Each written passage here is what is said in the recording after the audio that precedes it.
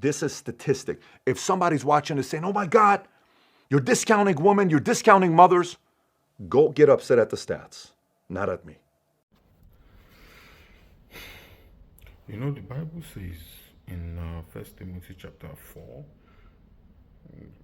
might as well read the whole chapter, but I'll focus on the first 3 verses. It says this, said, now the Spirit speaketh expressly, that in the latter times some shall depart from the truth, giving heed to seducing spirits and doctrines of devils. Right. This is the stat everybody wants to hide. And this is the stats where the side effects of this, we ain't going to see for 2 decades or 3 decades or longer. Takes a while to see the side effects. Let me continue. So what we are about to talk about are doctrines of devils. Some of these things are things that have been preached on the pulpit. Some of us are familiar with them. Some of us are comfortable with them. Some of us will fight against anybody, such as me in this moment right now, who brings up these subjects and tries to tell us the truth. 90% of all homeless and runaway children, 63% of teen suicides, 85% of children and teens with behavior disorders come from fatherless homes. Speaking lies in hypocrisy, having their conscience seared with a hot iron, forbidding to marry. It is a doctrine of devil to preach that it's okay not to get married.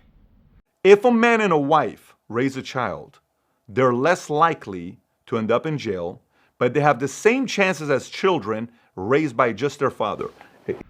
Please don't misunderstand me.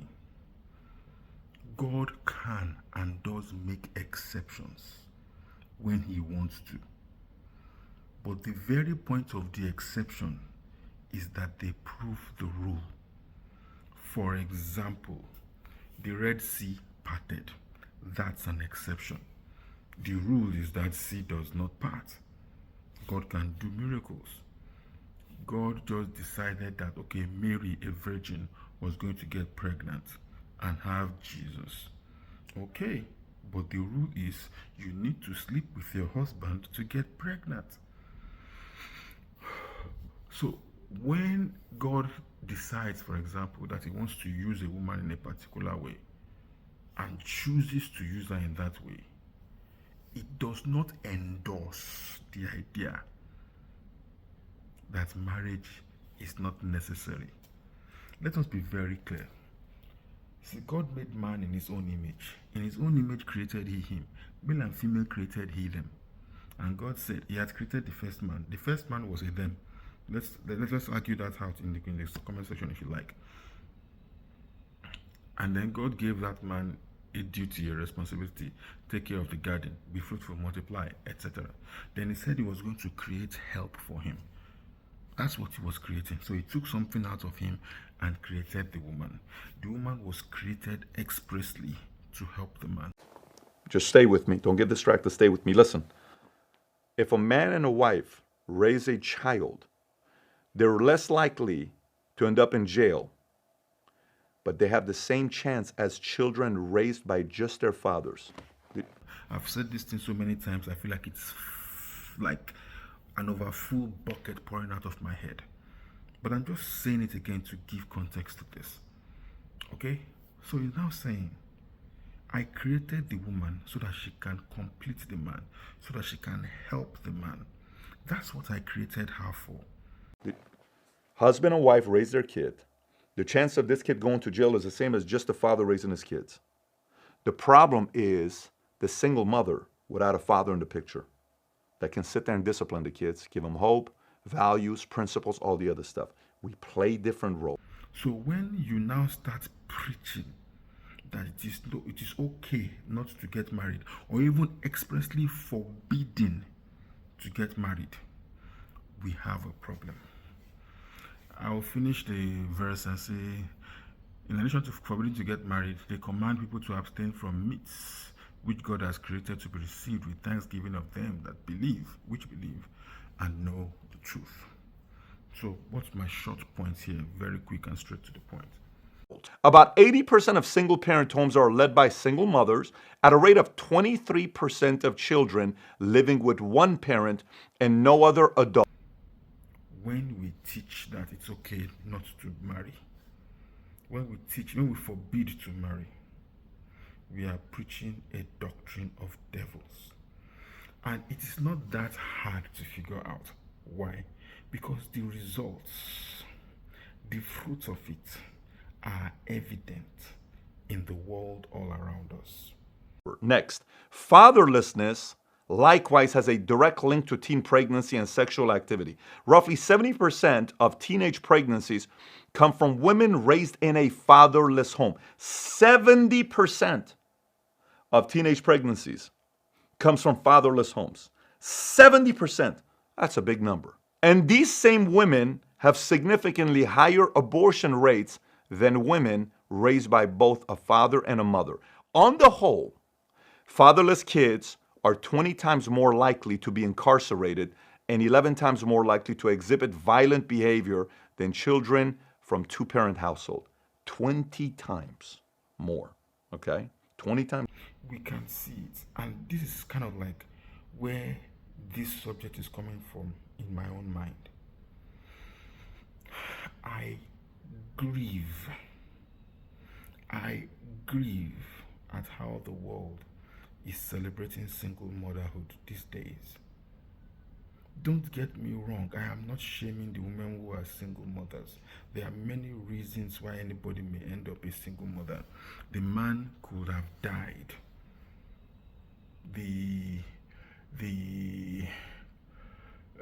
man could have abandoned her, jilted her, that's the word I was looking for. Or any other number of other reasons.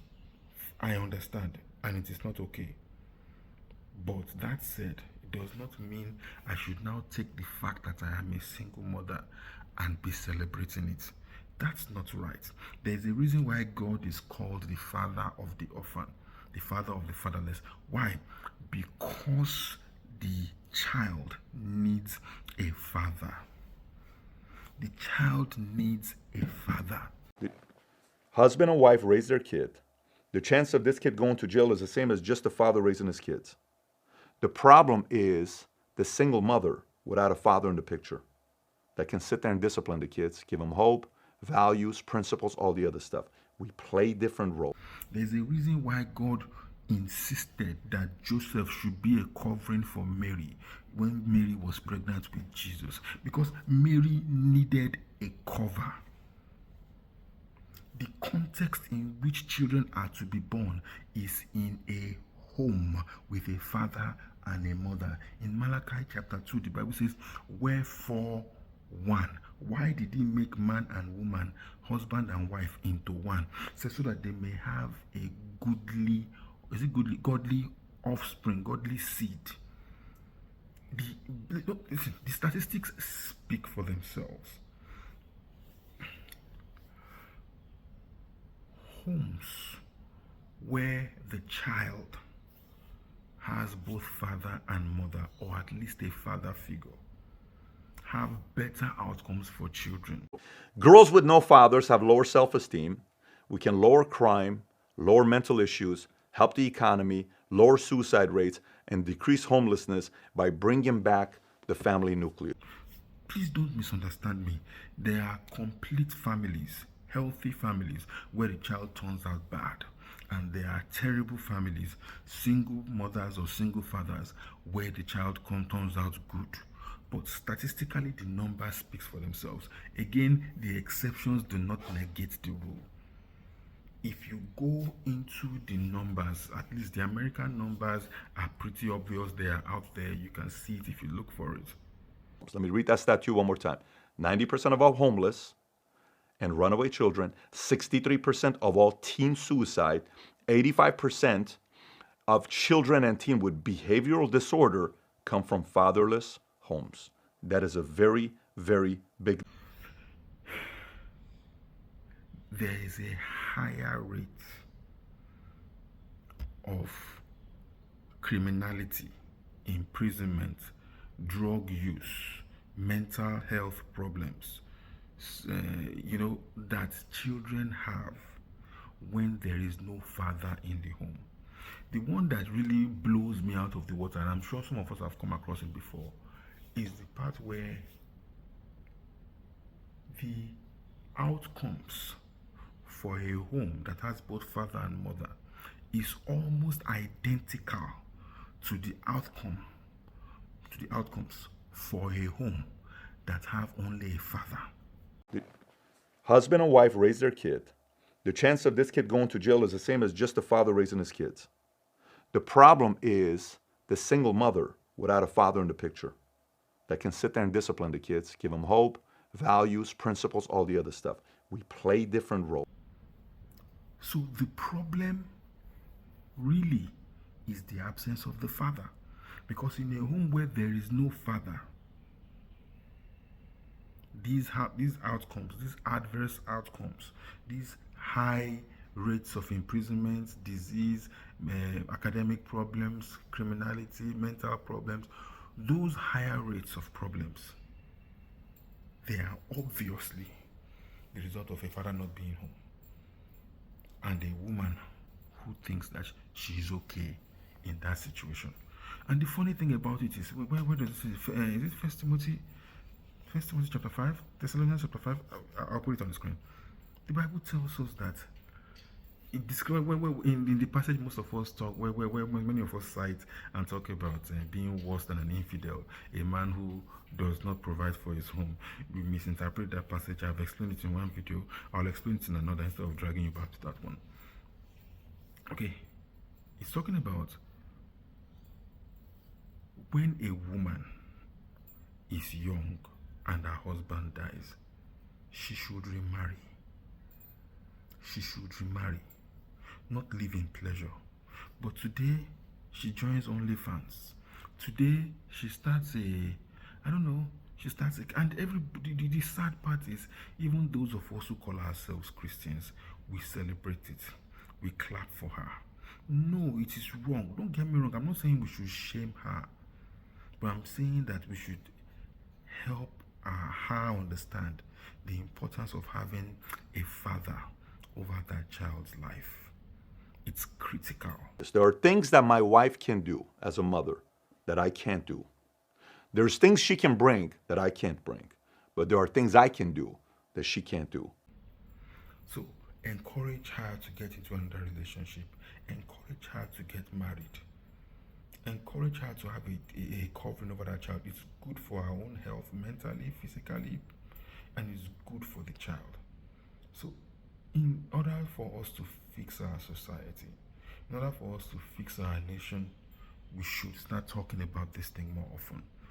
We should stop celebrating single motherhood. It's not a good thing. It's a scourge. It's a scourge. It's a doctrine of devils. Again, I am not shaming those who have one way or the other ended up in that situation. I do know a few. I am not blaming them. But I'm saying it's not something to celebrate. So stop acting as if it's okay. It's not okay. Let's get you married. Let's find you a husband. There are men who still find you attractive, especially when you are still young. There are men who still like you. There are men whose wives died or whose wives left them, who are also looking for women to complete them, to help them achieve the things that God has placed on their hands to achieve, to help them take care of those children that they have by the woman who left or who died. So there's a lot of room, and the fact that you have a child doesn't mean the end of your life. Okay, you can still make things work. So don't just settle back and say it's okay. It's not okay. Okay, it's like, you try to do a business and the business failed and then you give up. No, you don't give up. You keep trying. You fall down, you get up, you try again. The righteous falls and stands up again. So we keep trying. Okay, you dated a guy, he dumped you. You dated another guy, he got you pregnant and left you. So what? If you are a snail and you encounter problems out there, you retreat into your shell. Understood? But as long as you stay in that shell, you're going to be on that spot. You're not going to move forward until you acknowledge that, okay, there's going to be risk out there. then you roll out of your shell and face those risks. You're going to stay on that spot and probably die there. But if you face those risks, you have the possibility of achieving great things, at least getting to where you're going. So go out there and try again. Yeah, I'm not saying you should live in shame, but recognize that that baby needs a father and you need a husband. This is stats. You can't get upset at 3 times 3 is 9. That's stats. I'm giving you stats that's being given to us by the government because they have access to these stats. This is disturbing. You need a man to cover you.